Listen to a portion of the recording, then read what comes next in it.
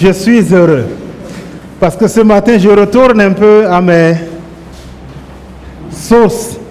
Il y a un aspect de ma vie que plusieurs d'entre vous ne connaissent pas et qui sera une belle surprise pour beaucoup.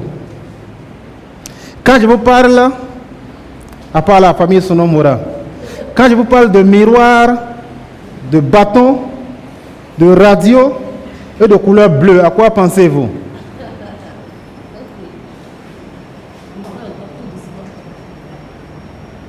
Radio, bâton, miroir. À quoi pensez-vous?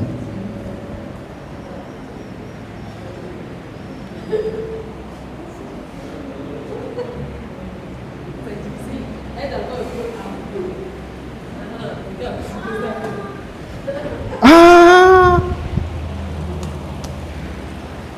J'ai des racines Fulani et je suis fier de ces racines Fulani-là.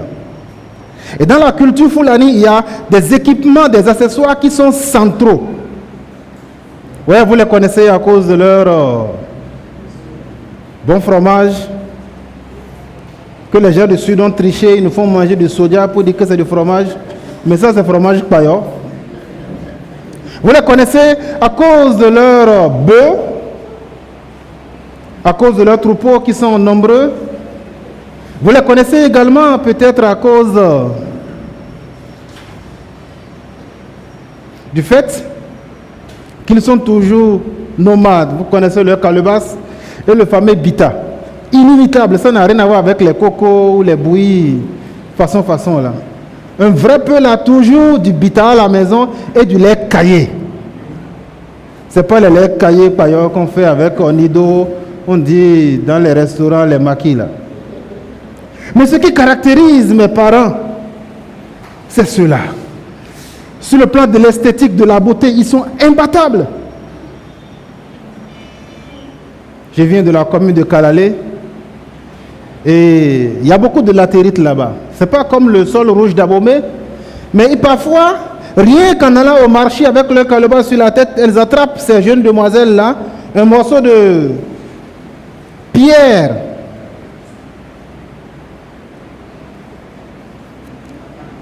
C'est ça qu'elles font, Stéphane. Le miroir joue un rôle central dans la culture Fulani. Et j'aimerais vous parler ce matin de miroir. Parce que, pour faire tous ces dessins-là sur le visage, ça ne se fait pas à l'aveuglette. Parce qu'il faut que cela soit centré, que cela soit symétrique. Et c'est pour cela que cela est devenu un indispensable accessoire aussi bien pour les hommes que pour les femmes. Ce matin, comme j'ai dit, je vous parle de miroir. Le miroir est aussi important pour ma femme. Quand on est dans la voiture, elle baisse le pare-soleil, mais ce n'est pas pour cacher le soleil, c'est pour voir au niveau du miroir qu'est-ce qu'on peut encore arranger. Et je sais qu'elle n'est pas la seule qui est dans ce cas-là.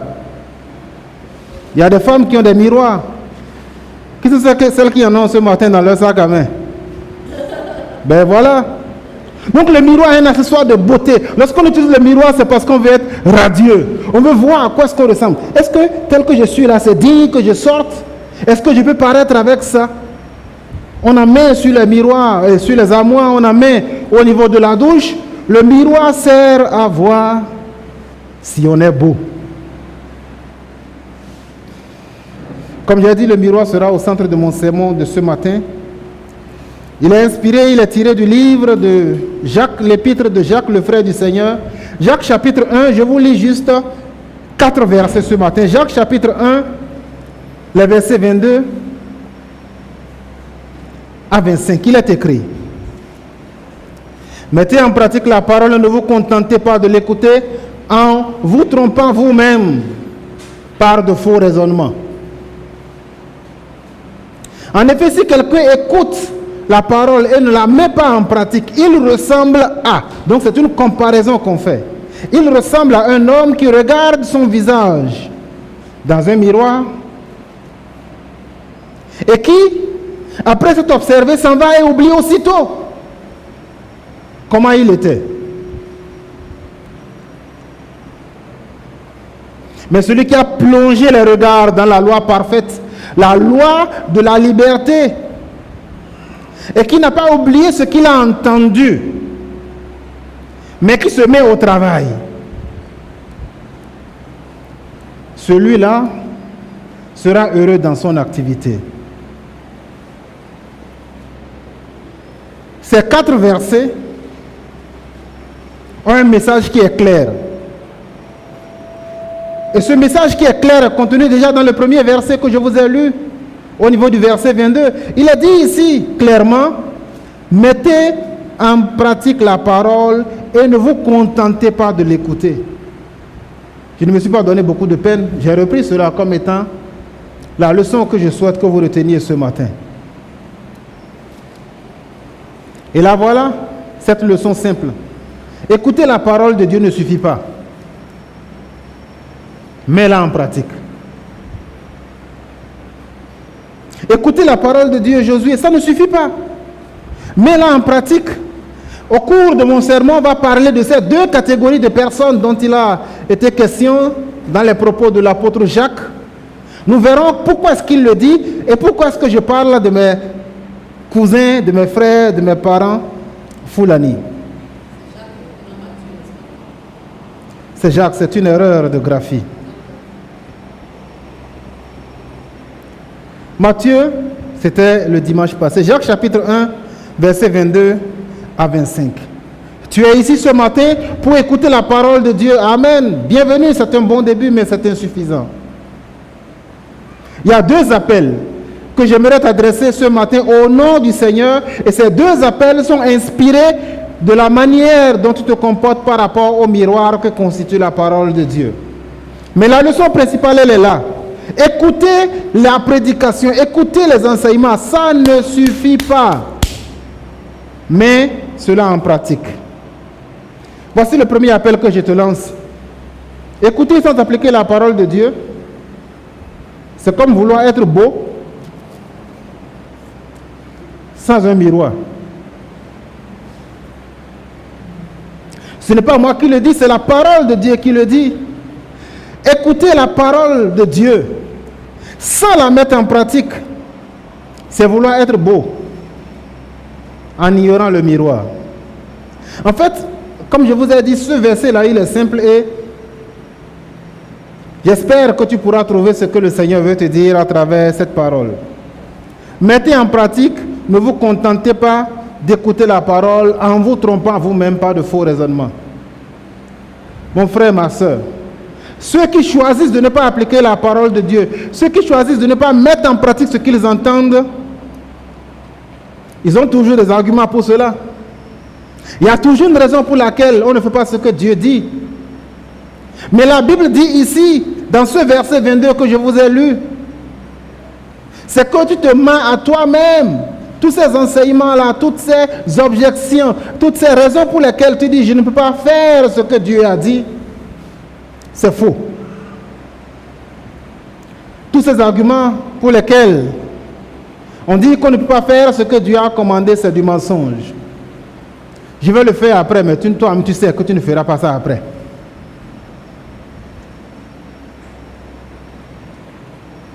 Je vais commencer par lire ma Bible après. Toi-même tu sais que tu ne vas pas lire ça. Non, quand j'aurai plus de moyens, je serai fidèle de la dîme offrande. Toi-même tu sais, dans ton cœur, que tu mens. Ah, je n'ai pas le temps de prier. Je n'ai pas le temps de lire la Bible comme la Bible a dit dans Josué 1, verset 8, que ce livre de la loi ne s'éloigne pas de ta bouche. Tu dis, je vais faire ça après, mais toi-même tu sais. En disant que tu vas lire la Bible après, toi-même tu sais que tu mens.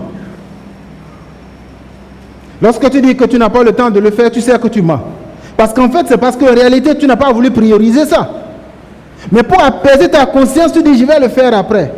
Et c'est la raison pour laquelle Jacques dit, écouter sans pratiquer, tu te mens à toi-même. En te trompant pas de faux raisonnements. J'avais oublié. J'avais oublié que je voulais venir à l'heure à l'église. J'avais oublié que je voulais participer à la prière des ouvriers. J'avais oublié que je ne dois pas tromper ma femme. Tu mens, tu te mens à toi-même. L'apôtre Jacques est clair.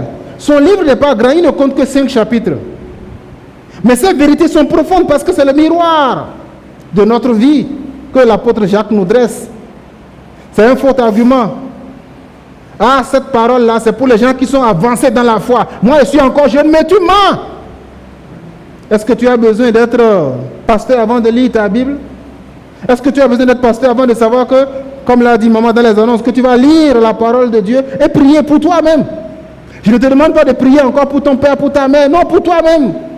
Pour ton commerce, pour ton activité, pour ton enfant qui ne se retrouve pas à l'école. Est-ce que pour ça tu as besoin d'être mature? Donc tu sais que tu mens. Quand tu dis que c'est parce que je ne suis pas encore mature, je n'arrive pas à prier longtemps, mais tu sais mon frère, ma soeur, que tu te mens à toi-même. C'est un faux raisonnement.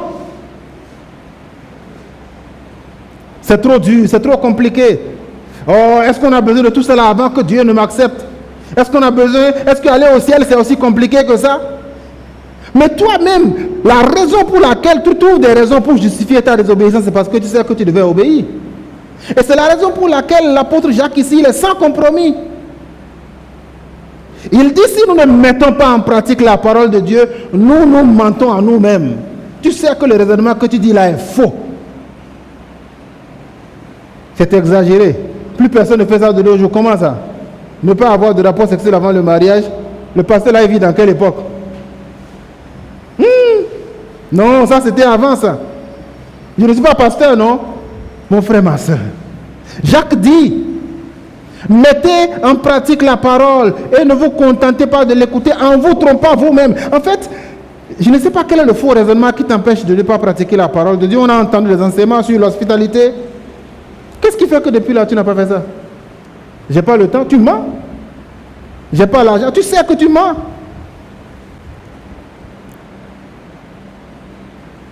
Quel est le faux raisonnement derrière lequel tu te caches pour dire non, je vais faire ça, mais en fait c'est ça là qui est le blocage. Il n'y a aucun blocage, mon frère. Si tu veux obéir à la parole de Dieu, cela ne dépend que de toi. Et Jacques le dit clairement ici, c'est de faux raisonnements. La seule personne en réalité que ton faux événement affecte, ton faux raisonnement, pardon, c'est toi-même. Parce que l'apôtre Paul dit, et l'apôtre Jacques dit, la seule personne que tu trompes, c'est toi-même. La seule personne qui est victime de tes faux raisonnements, c'est toi-même. Il dit, tu te trompes toi-même. En vérité, les enfants sont partis. Mais quand tu voles la viande dans la marmite, toi-même, tu sais que c'est faux. C'est pourquoi quand tu finis, avant de prendre la viande, là, tu regardes la manière dont le couvercle était posé. Et quand tu finis, tu essaies de déposer ça encore comme ça pour qu'on ne remarque pas. Donc tu sais que voler est mauvais.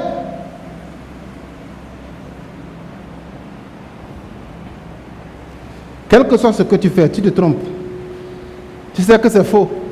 Mais tu trouves des raisons pour justifier ton péché. Lorsque Ève était dans le jardin et que le diable est venu lui dire, Dieu a-t-il réellement dit?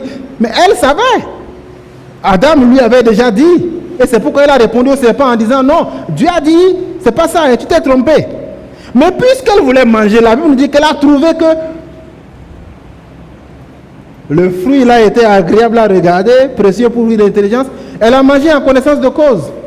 Donc lorsque tu refuses d'obéir à la parole de Dieu pour l'amour du ciel, ne te mens pas à toi-même, sois honnête. Et dis, c'est volontairement que je décide de ne pas faire ceci, que je décide de plutôt faire ce que Dieu a interdit. Mais ne dis pas que tu ne savais pas. Tu sais. Mais tu as choisi. Tu trouves que faire ce péché-là est plus agréable que le commandement de Dieu.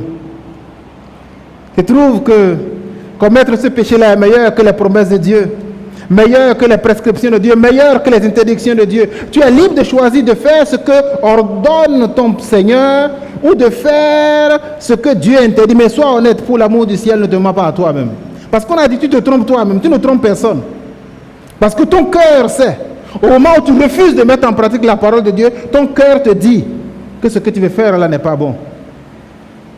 Si Jésus est ton Seigneur et qu'il n'est pas seulement ton sauveur, si Jésus est vraiment ton maître, pourquoi tu ne fais pas ce que le patron dit?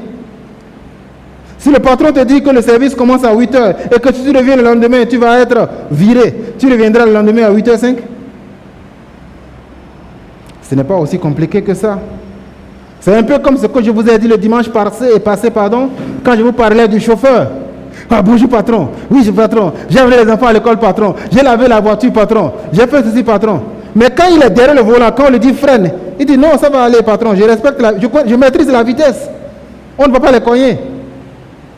Quand le patron lui dit tourne à droite, je vais passer par ici, il dit non, je connais raccourci, on ira tout droit. Jésus est-il le Seigneur de ta vie? Si tu choisis de ne pas faire ce que Dieu dit, ne cherche pas des excuses parce qu'il n'y en a pas. Tu te trompes toi-même.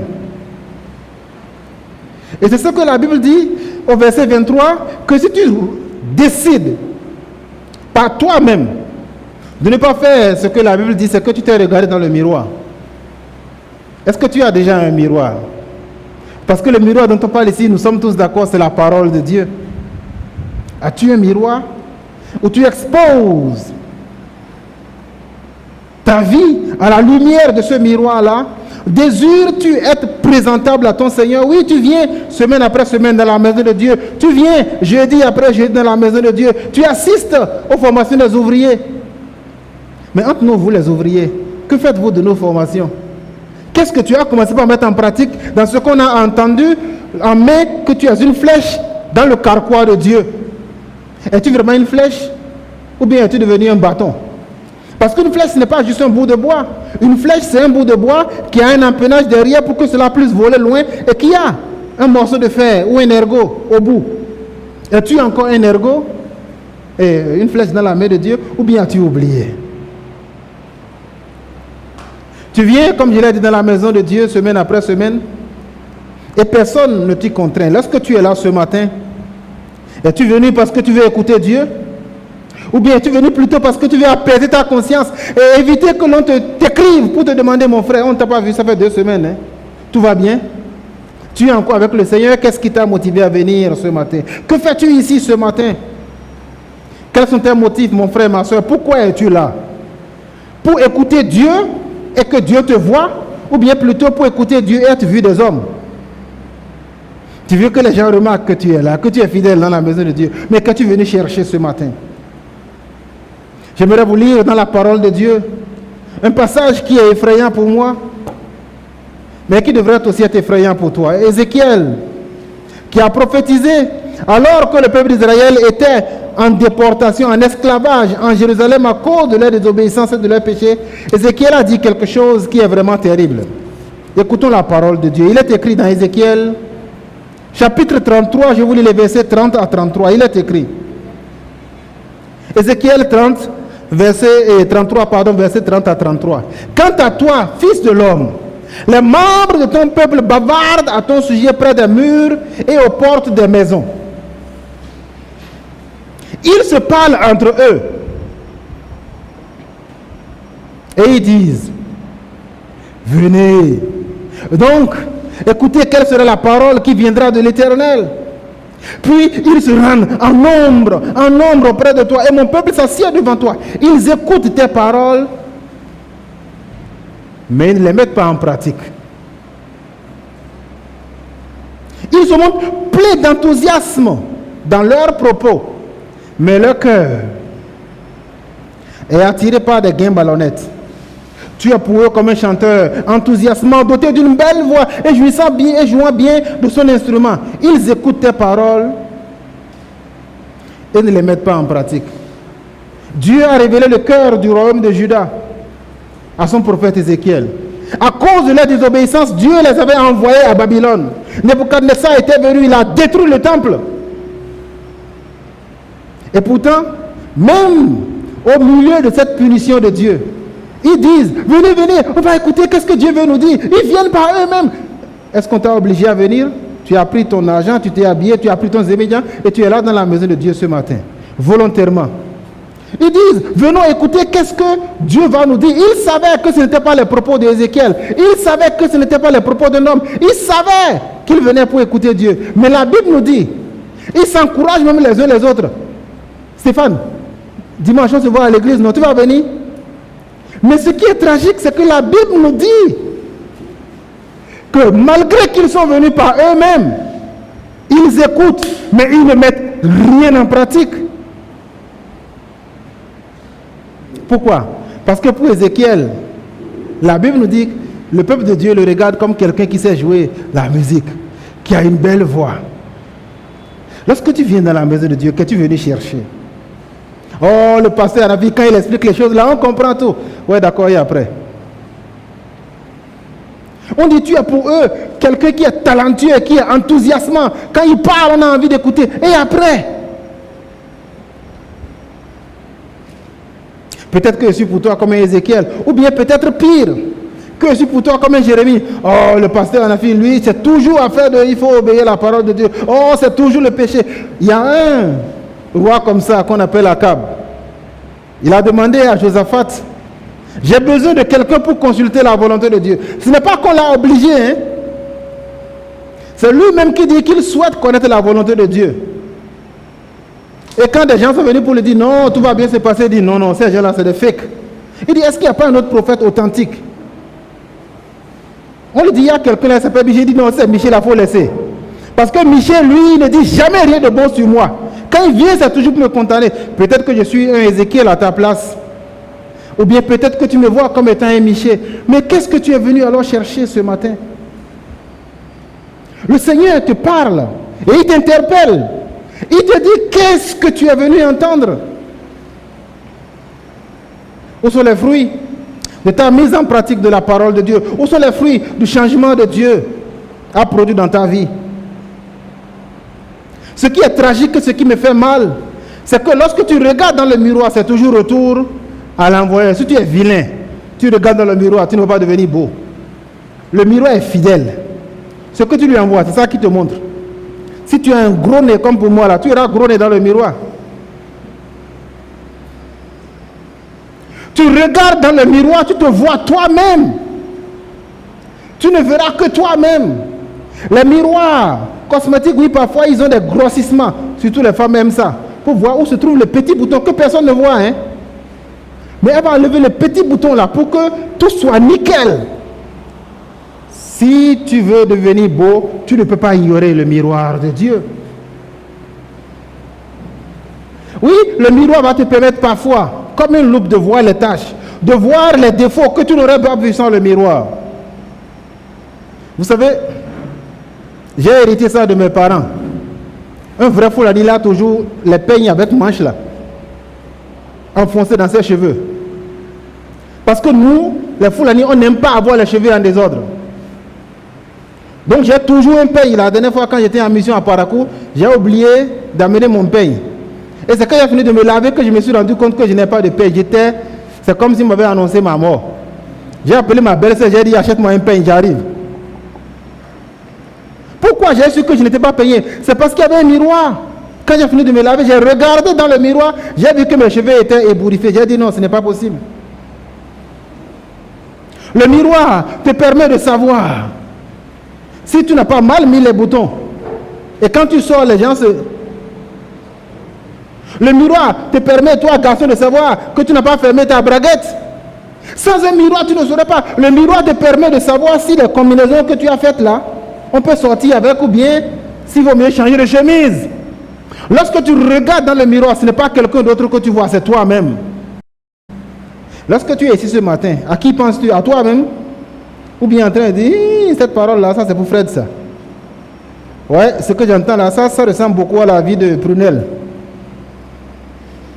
Lorsque tu regardes dans le miroir, tu ne vois personne, non, pas toi-même. Tu regardes, mais c'est les défauts de l'autre que tu vois. Le miroir, il a une qualité importante. Il te permet de voir les défauts qui sont sur toi avant que d'autres personnes ne le voient. Si tu n'as pas un miroir, tu vas sortir, tu auras des défauts. Donc le miroir n'est pas une malédiction, le miroir est un gros avantage. Quel aspect de ta vie ne voudrais-tu pas que les autres voient?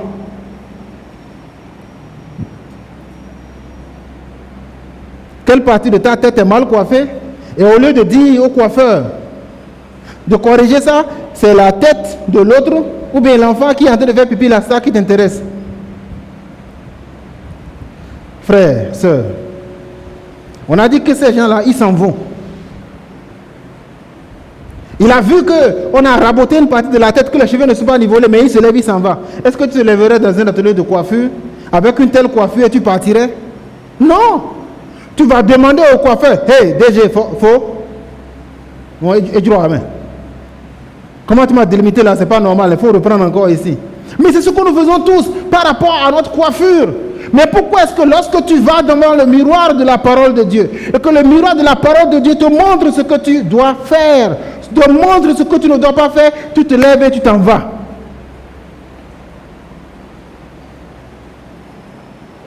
Dans le miroir de la parole, c'est toi-même que tu vois. Ne regarde pas un autre.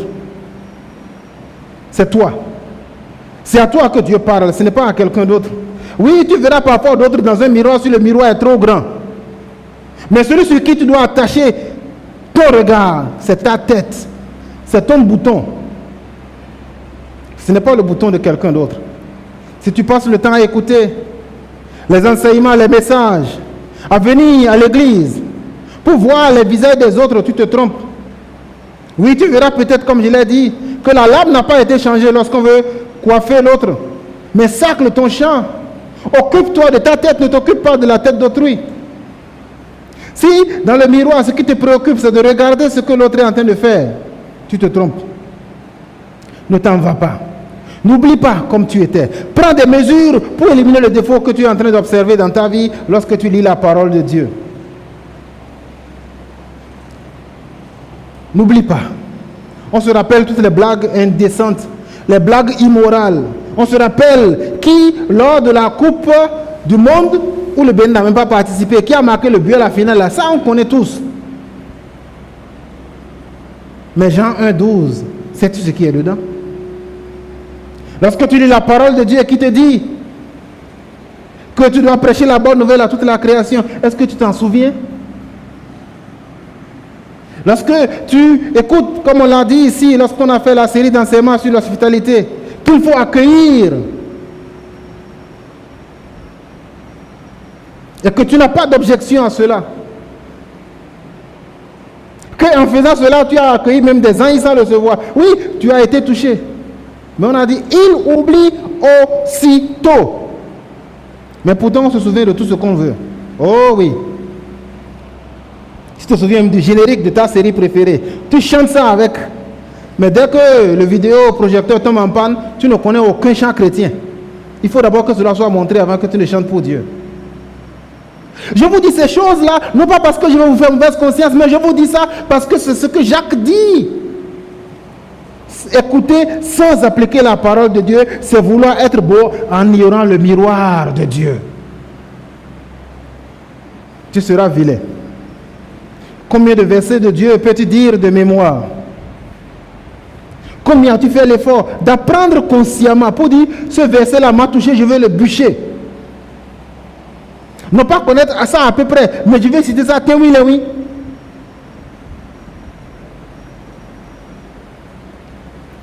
Quel était le thème du sermon du dimanche passé? Il était tiré de quel livre? Dans les versets qui ont été utilisés, quel verset t'a marqué? C'est juste le dimanche passé. Et c'est la raison pour laquelle, lorsque la Bible nous dit ici, lorsque le frère Jacques nous dit, ils ont entendu, mais ils oublient aussitôt. C'est la réalité. Jacques ne nous insulte pas. Jacques ne fait que dire ce que nous sommes.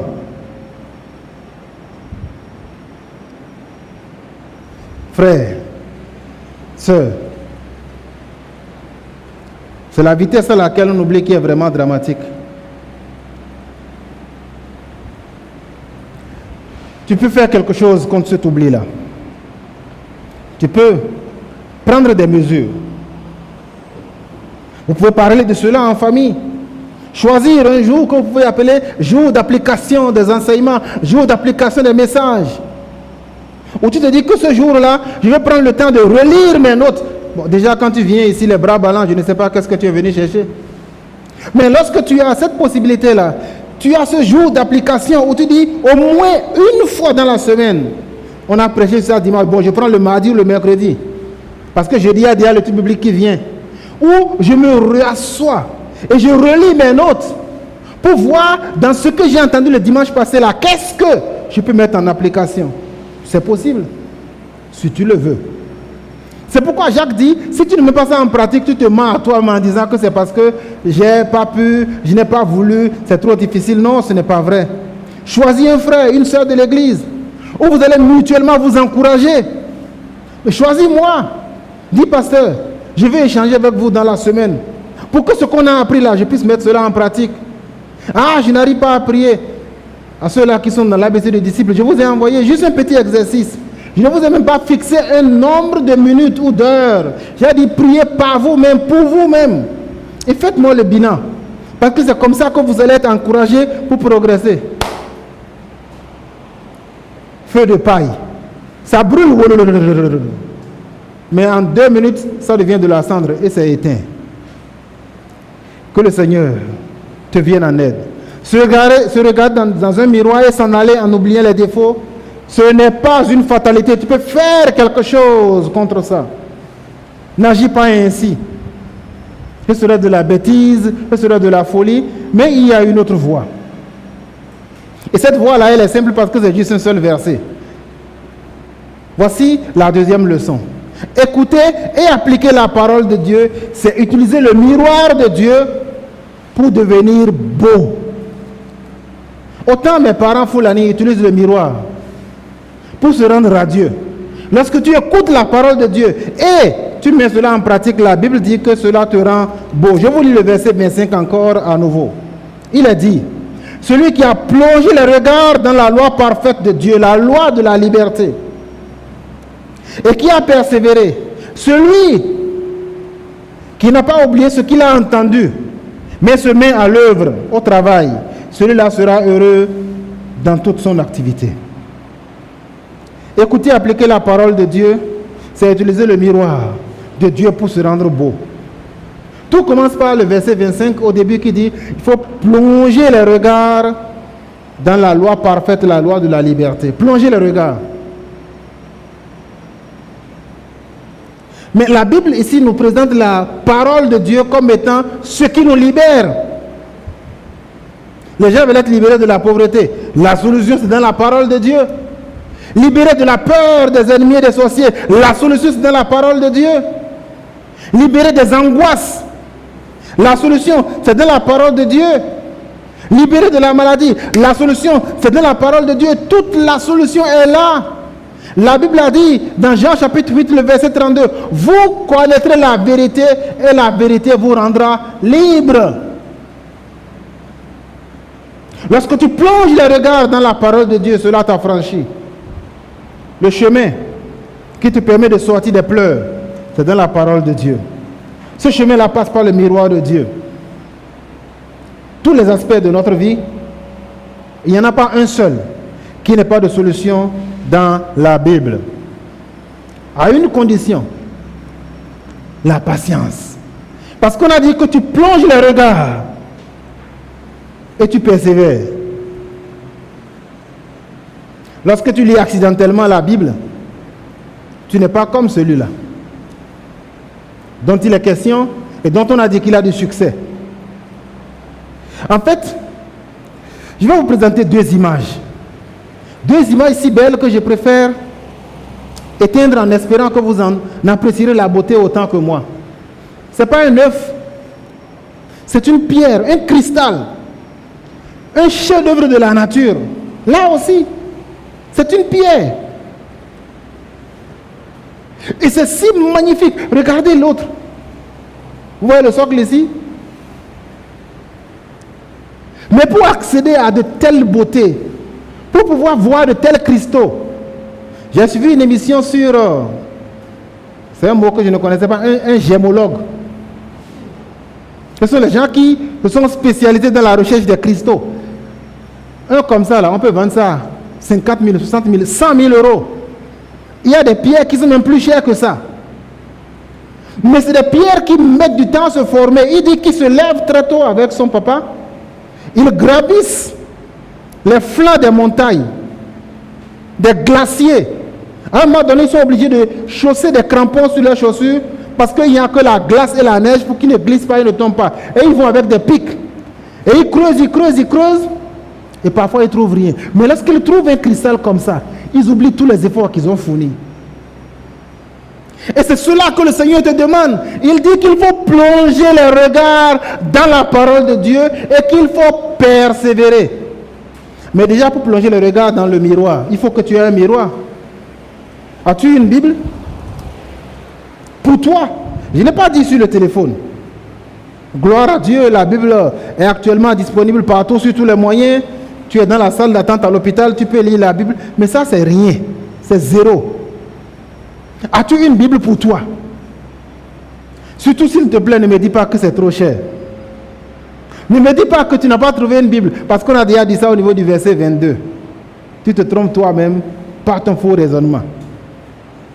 Parce que si je te dis maintenant que ton enfant est invité à un anniversaire, tu trouverais l'argent pour lui acheter chouchou, pour l'amener chez le couturier ou le coiffeur. Donc ne dis pas que c'est l'argent qui manque. Ne dis pas que tu n'as pas trouvé la Bible qui convient à ton niveau ou bien à ton... Non! As-tu un miroir, mon frère, ma soeur? Nous faisons l'effort en tant qu'Église d'offrir à tous les enfants à partir de ceux d'eux une Bible au nom de l'Église.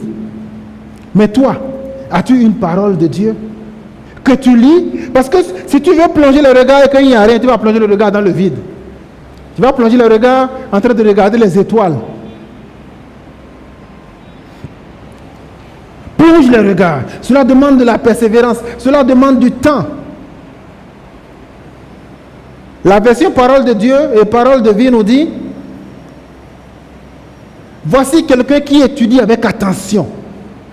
Expose-toi au miroir. Cela te demandera de prendre du temps. Quand est-ce que pour la dernière fois, tu t'es assis pour dire que tu veux que la parole de Dieu réfléchisse sur ta vie? Ou tu n'avais pas de prédication à préparer comme moi? Ou tu n'avais pas une direction de culte à faire? Ou tu t'es assis pour dire maintenant je prends 7 minutes, je prends 30 minutes, je prends 1 heure, rien que pour regarder le miroir de la parole de Dieu? Loin des discussions, loin des bavardages. Quand est-ce que tu l'as fait pour la dernière fois? Parce que la Bible nous dit que c'est celui qui a plongé ses regards. Ça veut dire que tu es absorbé par ça. Tu ne fais rien d'autre. Tu mets le téléphone en mode avion, sans notification de tous les réseaux sociaux que vous connaissez là. Voilà un truc par lequel le diable a réussi à tenir certaines personnes. Non seulement c'est coûteux en termes d'argent, parce qu'il faut avoir l'argent pour acheter les mots. C'est comme ça que vous appelez ça dans les mégaoctets là. On achète les mots. Mais cela te coûte du temps. Et c'est la raison pour laquelle au niveau du forum de l'église, j'ai dit, il n'y a pas de message audio. Si tu veux communiquer un message, il a saisi. Ça t'oblige à réfléchir et à te résumer. Quand ceux qui m'envoient les messages audio là, je n'écoute même pas. Parce que le monsieur va rester là, il va bavarder. Et tu vas perdre 4 minutes, 5 minutes et te rendre compte qu'il ne voulait rien dire d'important. Pire, quand le lendemain tu veux revenir pour savoir qu'est-ce qu'il avait dit là, tu dois encore réécouter tout le message. Ou bien tu dis, mais je vous avais envoyé un audio il y a 1 semaine là. Comment tu veux que moi, dans mon cerveau là, je me rappelle que le message qui a été envoyé le dimanche à 14h08, c'est de ça qu'il est question. Frères et sœurs, lance-toi ce défi pour la semaine prochaine. Dis-toi que tu veux par exemple passer autant de minutes pour plonger le regard dans la parole de Dieu que tu plonges le regard sur ton téléphone. 1 minute sur le téléphone, dis-toi alors, je vais aussi avoir 1 minute dans la parole de Dieu. Et tu verras à quel point le Seigneur va te transformer. Parce que nous plongeons le regard sur ça, même en moto. Les gens sont comme ça. En train de conduire la moto, mais le téléphone est là. Et si tu plongeais, je ne t'interdis pas ça, mais lance-toi ce défi-là toi-même. Dis-toi, pour 1 minute où j'ai plongé mes regards sur mon téléphone, je vais aussi plonger 1 minute mon regard dans la parole de Dieu. Bon, si tu n'as pas peut-être de téléphone, tu pourras te dire, qu'est-ce que tu fais peut-être que tu aimes? C'est peut-être la télévision. Ou bien peut-être, qu'est-ce qu'on peut dire, qu'est-ce que tu aimes faire encore? Quelque chose qui te passionne. Si tu aimes faire la cuisine, dis-toi, pour 1 minute que je fais, pour préparer quelque chose qui me passionne, je veux le faire. J'aime écouter la radio, 1 minute de radio, 1 minute de plonger le regard dans la parole de Dieu. C'est un défi que tu peux te lancer. Et tu verras à quel point ta vie va être réfléchie, ta vie va être inondée, ta vie va être manifestement bénie. Tu aimes lire les romans? 1 minute de lecture de romans, de journal, 1 minute de lecture de la parole de Dieu.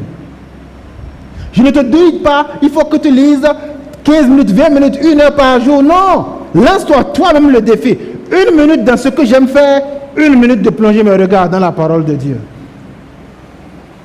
La question de savoir, comme je l'ai dit, si tu n'as pas de Bible, comment tu ferais? Plonge le regard dans la parole. Ou expose-toi à elle.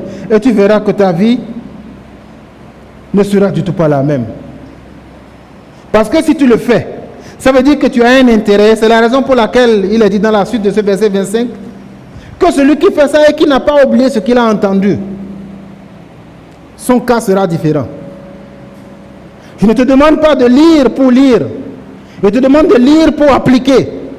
N'oublie pas, rappelle-toi plutôt, ce que tu as entendu ici, dans la maison de Dieu, sachant de qui tu l'as entendu. Ce que tu as entendu lors de la prédication, ce que tu as entendu lors de l'étude biblique. Veux-tu apprendre sur Dieu? Veux-tu apprendre sur ta vie? Expose-toi à la parole de Dieu.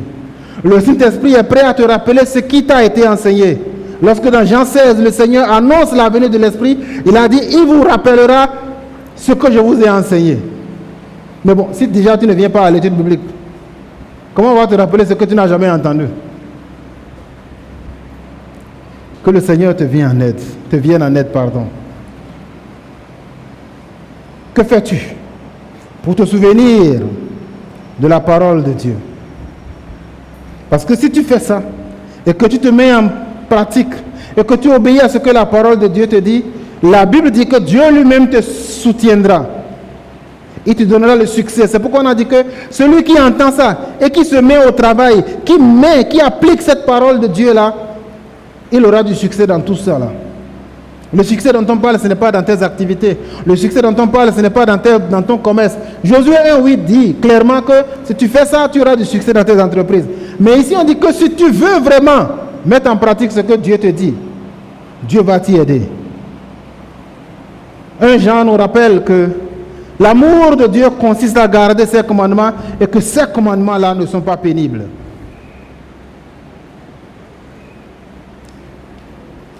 Qu'est-ce que je souhaite que tu retiennes ce matin? 3 choses. Si tu veux vraiment jouir du miroir de Dieu, il faut que tu aies un miroir. Et ce miroir-là, c'est ta Bible personnelle. As-tu une Bible pour toi? Ou bien tu es plutôt comme les gens de Ézéchiel. Ils viennent, ils sont distraits. Ils viennent par eux-mêmes. Mais la Bible dit, ils entendent, ça rentre à gauche, ça sort à droite. Si tu veux jouir vraiment du miroir de Dieu, il faut que tu en possèdes un. Possède une Bible. Deuxième chose que j'aimerais que tu retiennes ce matin, expose-toi au miroir de Dieu. Tiens-toi là, devant le miroir. Laisse la parole de Dieu agir sur toi. Faisons ce défi-là. 1 minute de roman, 1 minute de lecture de la Bible. 1 minute de télé, 1 minute de lecture de la Bible. 1 minute de smartphone, statut, réel, et tous les noms qu'ils ont là. TikTok. 1 minute de TikTok, 1 minute de la parole de Dieu. C'est ton défi à toi, ce n'est pas pour moi. Parce que la Bible dit que ce que tu vois quand tu regardes le miroir, ce n'est pas le visage d'Octave. C'est ton propre visage. Troisième chose que j'aimerais que tu retiennes, nettoie et entretiens bien ton miroir. Parce que si le miroir il est sale, tu as beau en avoir un, il ne te servira absolument à rien.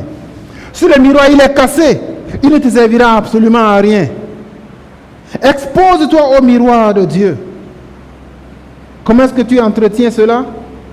Régulièrement, par la persévérance. Nettoie et entretiens le miroir.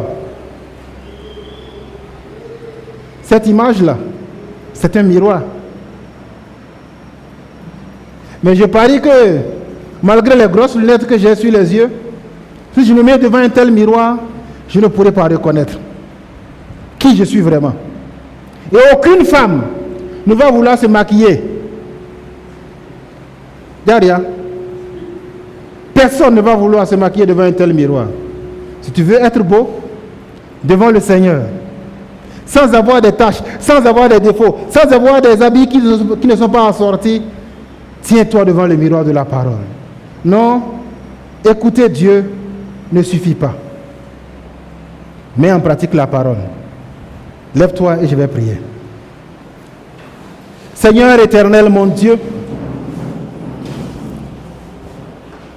cela fait le deuxième dimanche de suite où tu nous dis qu'écouter la parole de Dieu, c'est zéro. C'est insuffisant.